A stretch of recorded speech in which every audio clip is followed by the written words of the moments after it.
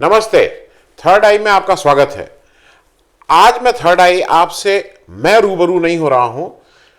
Doctor A K. Dubey जो ग्वालियर में आंख के बड़े डॉक्टर हैं, उनका एक उन्होंने रिकॉर्ड करके वो वीडियो हमें भेजा है और उसको मैं लगा रहा हूं।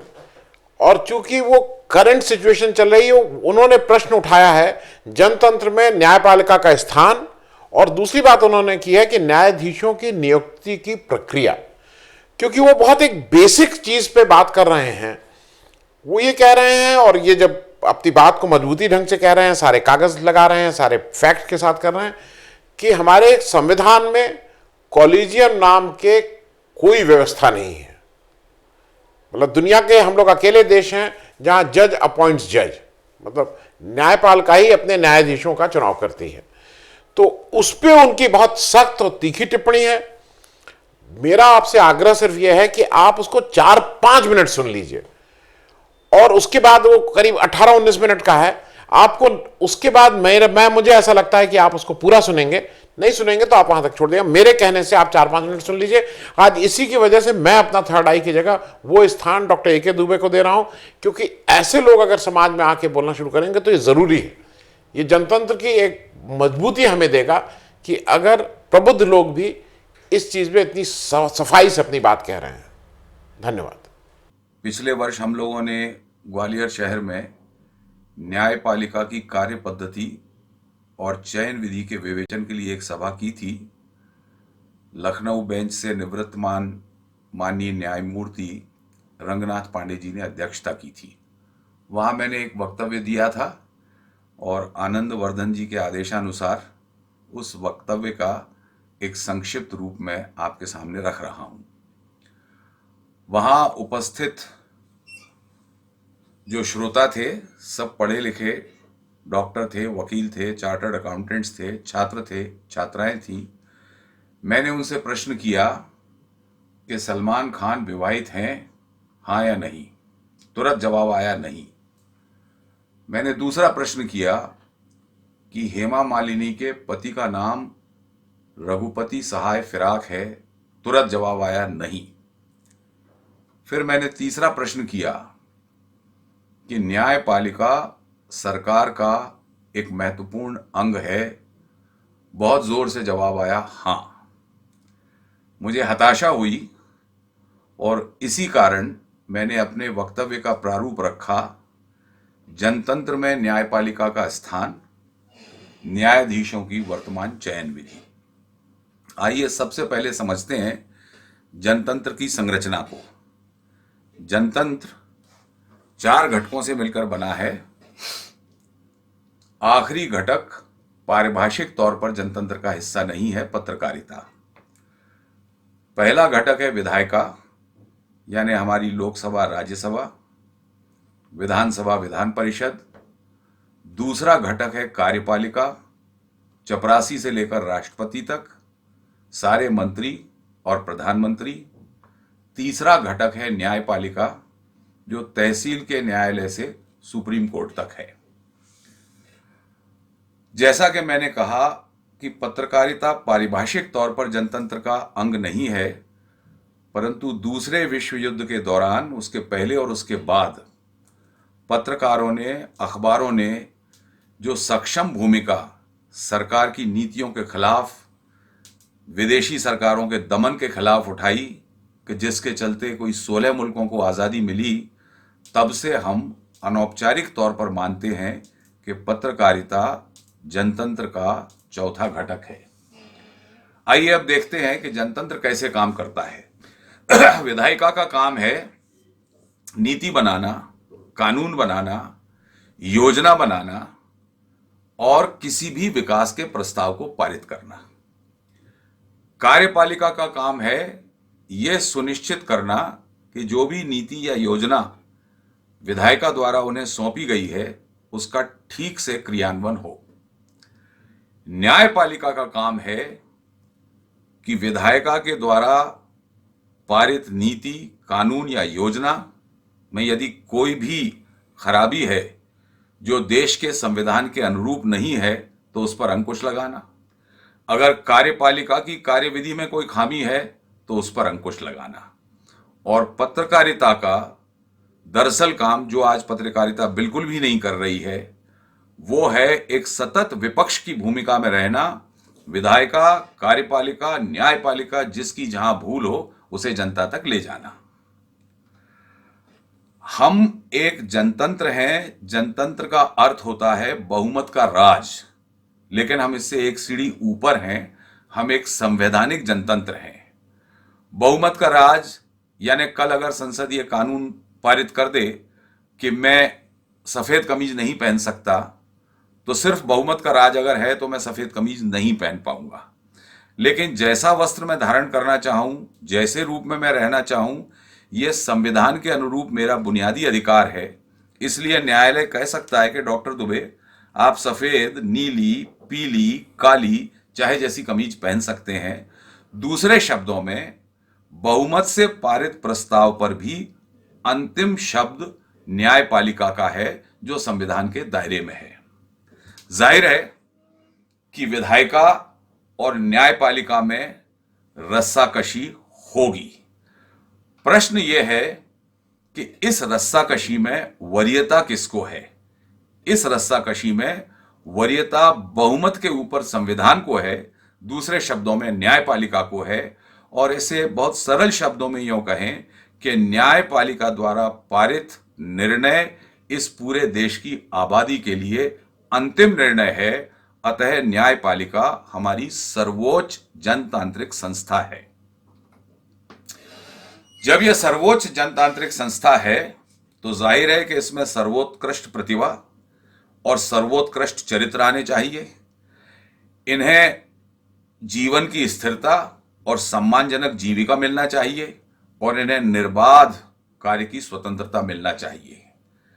नीचे की दो चीजें बिल्कुल पूरित की जा रही हैं, लेकिन सर्वोत्कृष्ट प्रतिभा और सर्वोत्कृष्ट चरित्र पर प्रश्न चिन्ह है। और उसकी वजह यह है कि हमारी जो वर्तमान चयन विधि है, कॉलेजियम, वह पूर्णतः अपारदर्शी है। आइए समझते हैं यह कॉलेजियम कैसे शुरू हुआ।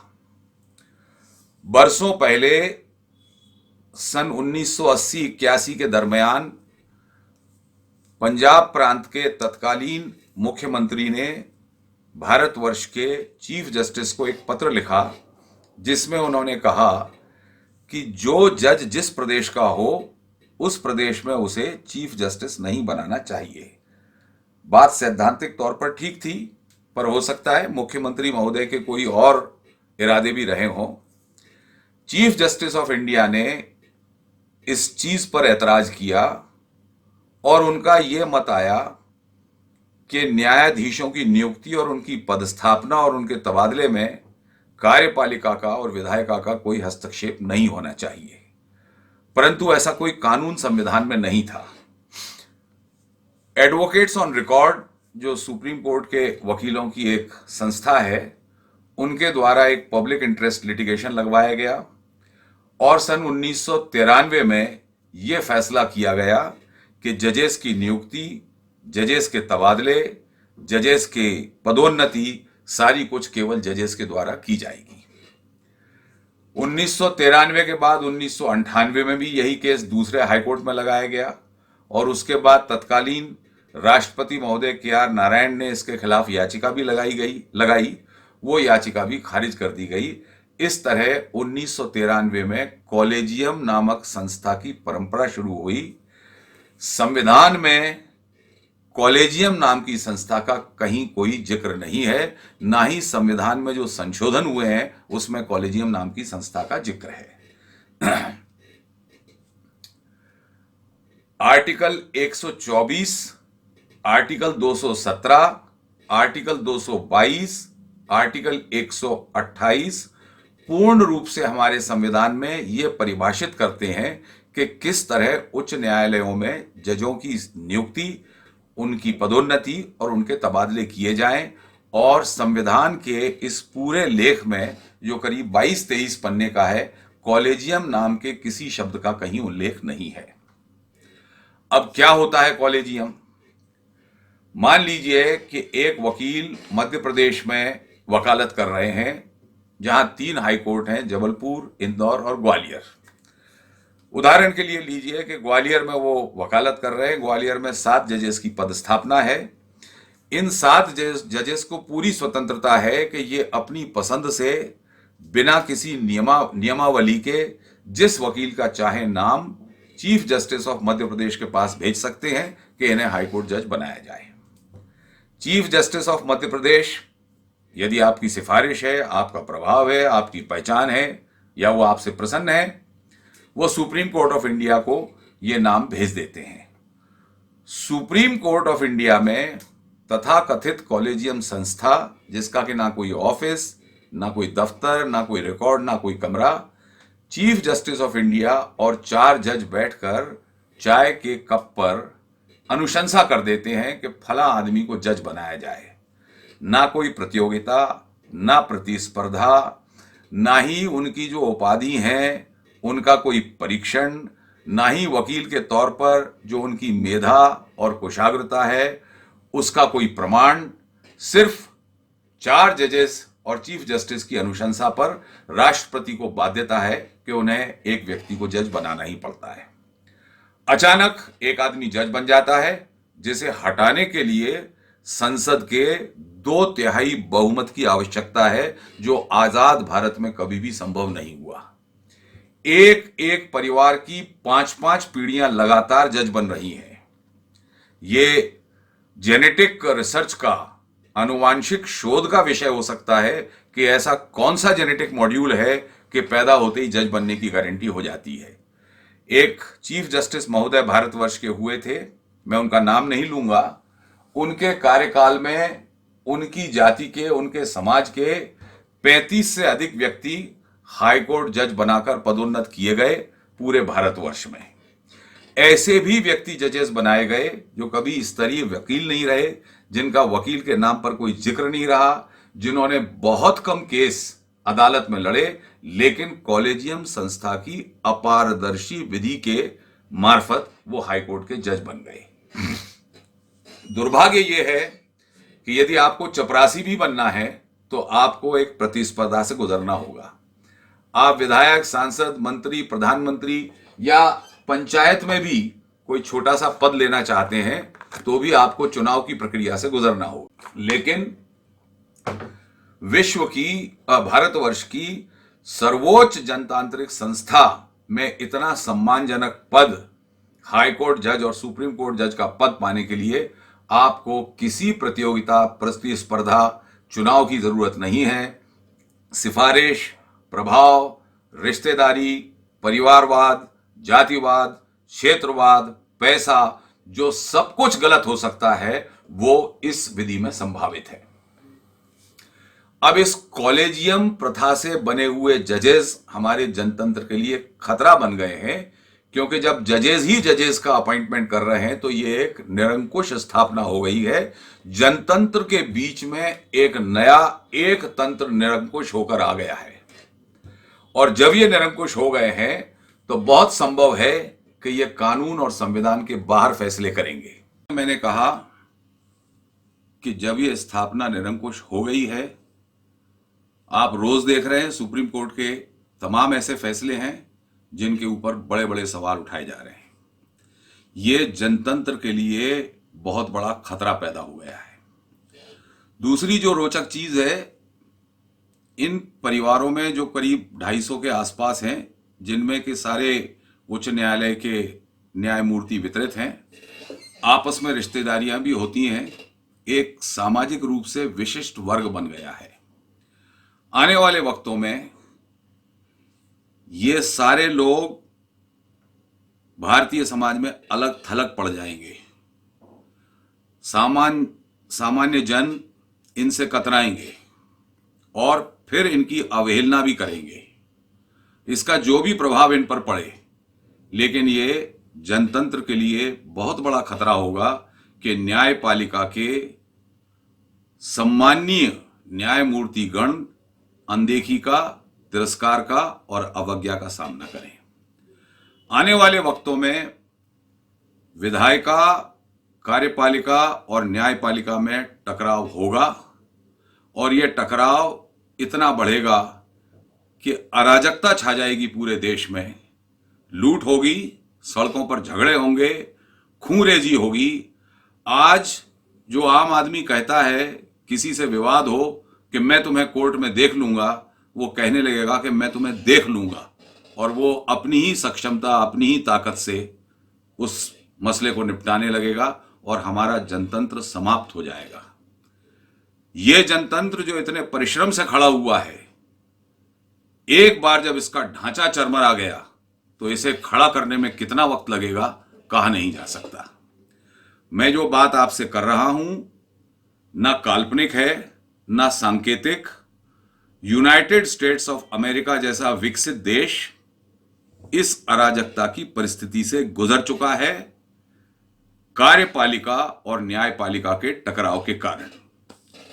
और यह हुआ 1936 में, जिस समय रूजवेल्ट अमेरिका के राष्ट्रपति थे और चार्ल्स इवांस हजेस अमेरिका के सुप्रीम कोर्ट के जज थे। मसला यह था कि वहां करीब 50,000 की संख्या के आसपास जापानीज सेटल्ड थे, जो फैक्ट्रियों में, कारखानों में, दूसरे उद्योगों में, ऑफिसेज में काम करते थे। कैलिफोर्निया के नागरिकों ने एक रिट पिटीशन वहां के सुप्रीम कोर्ट में लगाई कि ये सारे जापानीज आतंकवादी हैं, हमारे लिए खतरा हैं, लिहाजा इनको यहां से डिपोर्ट किया जाए। सुप्रीम कोर्ट ने आदेश दे दिया कि इनको डिपोर्ट कर दिया जाए। फ्रैंकलिन रूजवेल्ट इतिहास में जनतंत्र के एक पुरोधा के रूप में याद किए जाते हैं। एक स्टेट्समैन की छवि थी उनकी। उन्होंने सुप्रीम कोर्ट के इस आदेश को मानने से इनकार कर दिया। सुप्रीम कोर्ट ने दोबारा आदेश दिया तो रूजवेल्ट ने अमेरिका के चीफ जस्टिस को लिखा कि आप केवल आदेश दे सकते हैं, उसे पालन कराने का अमला, फौज, पुलिस मेरे अधीन है और मैं आपके इस आदेश का पालन नहीं करूंगा। ये जापानीज बरसों से अमेरिका में रह रहे हैं और इनका कंट्रीब्यूशन है हमारी कंट्री की फैक्ट्रीज में, हमारे टेक्निकल एस्टेब्लिशमेंट्स में। इनके खिलाफ कोई कभी शिकायतें नहीं आई, इनके खिलाफ कोई मुकदमे दर्ज नहीं हुए, तो आप एक रिट के आधार पर कैसे ये कह सकते हैं कि ये आतंकवादी हैं? अब सारा अमेरिका एक लॉलेसनेस की स्थिति में आ गया, कानून रहित हो गया सारा अमेरिका। कार्यपालिका और न्यायपालिका एक दूसरे के सामने आ गए। 168 दिन तक यह तय नहीं हो पाया कि कार्यपालिका माने प्रेसिडेंट की बात मानी जाए या न्यायपालिका चीफ जस्टिस की बात मानी जाए। गांधी का जन आंदोलन, गांधी का सत्याग्रह उस समय वहां पहुंच चुका था, लिहाजा वहां के बुद्धिजीवियों ने जन प्रदर्शन किए, मध्यस्थता की और दोनों के बीच में एक समझौता कराया। और उस समझौते का जो सार है वो मैं आपको बता रहा हूं। उस समझौते में कहा गया कि जो राष्ट्राध्यक्ष हैं, प्रेसिडेंट हैं यूएस के, उन्हें बहुत सोच समझकर ही सुप्रीम कोर्ट के आदेश के साथ छेड़छाड़ करना चाहिए, पर साथ ही सुप्रीम कोर्ट को भी यह समझ लेना चाहिए कि वो अमेरिका के जनतंत्र की विभिन्न शाखाओं के काम में बेवजह व्यवधान नहीं डालेंगे, अनरीजनेबल इंपीडमेंट नहीं करेंगे, जिसके कारण कि ऐसे अप्रत्याशित संकट का सामना देश को करना पड़ा। जस्टिस स्टोन जो उस समिति के सदस्य थे, उन्होंने एक ऐतिहासिक वक्तव्य दिया, courts are not the only agency of government that must be assumed to have capacity to constitute the courts. These are lessons for the president and for the court as salient today as they were in 1936 and 37. उसके बाद से America में जजेस का appointment जजेस के द्वारा किया जाना बंद हुआ और एक अलग जनतांत्रिक ढांचे के अनुरूप जजेस का अपॉइंटमेंट शुरू हुआ।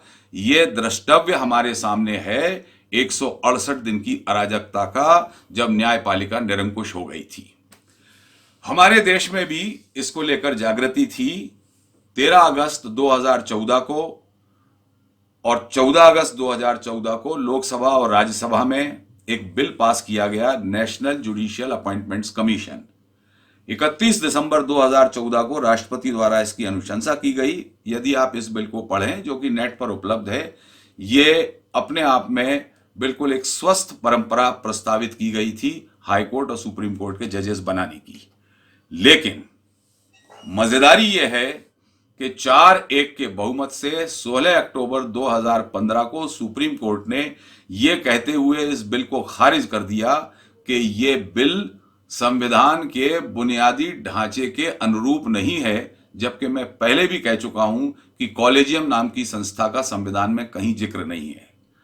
सुप्रीम कोर्ट ने इतनी जरूर उदारता दिखाई, उन्होंने कबूल किया कि जो हमारा कॉलेजियम का मेथड है उसमें खामियां हैं, क्योंकि वो पारदर्शी नहीं है, और पारदर्शिता के नाम पर उन्होंने सिर्फ इतना संशोधन किया कि जो जजेस के नाम प्रस्तावित करके प्रेसिडेंट के पास भेजे जाते हैं उनको कोर्ट की वेबसाइट पर दिखाने लगे, जो कुछ समय बाद वैसे ही आ जाने थे।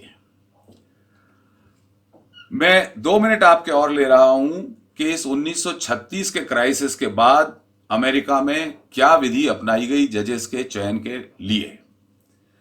एक सीनेटर, यानी समझ लीजिए संसद, 3 नाम प्रस्तावित कर सकता है, जो लॉ पढ़ाने वाले शिक्षक हो सकते हैं, वकील हो सकते हैं, या लोअर कोर्ट्स में कार्यरत जज हो सकते हैं। इन तीनों की प्रशासनिक विभाग के द्वारा जांच की जाती है कि कभी भी इन पर कोई आरोप भ्रष्टाचार या बेईमानी का तो नहीं लगा। लॉ डिपार्टमेंट के द्वारा इनकी योग्यता का परीक्षण का प्रमाणीकरण कराया जाता है और फिर एक स्वायत्त ऑटोनॉमस खुफिया विभाग द्वारा इनकी विस्तृत जांच की जाती है कि इनके ऊपर कितने फाइनेंशियल लोन्स हैं, कितने इनके बच्चे हैं, कितने इनके पालतू जानवर हैं, कितनी जमीन, कितनी जायदाद है, क्या इनका मासिक खर्च है, क्या ये जज की तनख्वाह में अपने खर्चों की पूर्ति कर पाएंगे।